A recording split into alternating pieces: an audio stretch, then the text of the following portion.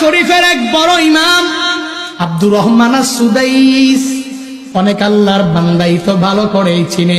কোরআন তিলাওয়াত শুনে শুনে, ভাঙ্গা কণ্ঠের এই কোরআন তিলাওয়াত শুনে শুনে চোখের পানি ফালায়। শুধু তাই না, আল্লাহর এই বান্দা 37 বছর পর্যন্ত কাবার বড় ইমাম, মক্কার বড় ইমাম, মদিনার অনেক বড় ইমাম। সৌদি আরবে যেই পরিমাণ দাম, যেই পরিমাণ সম্মান, কাবার ইমাম যার তিলাওয়াত শুনে শুনে ওই মুক্তাদিরাও কান্না করে, ইমামেরাও কান্না করে।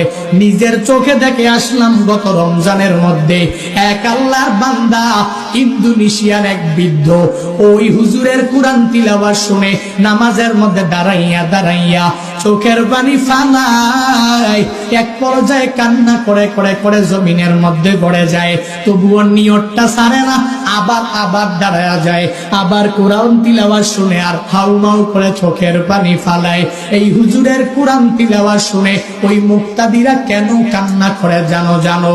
এই বান্দা 37 বছর পর্যন্ত কোনো লোকমাও খাইল না কেন?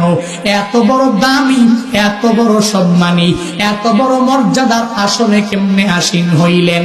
আল্লাহর ওই বান্দা কি সাংবাদিকেরা জিগাইল, ও আব্দুর রহমান আস-সুদাইস, কেমনে এত বড় দামি ইমাম আপনি হয়ে গেলেন?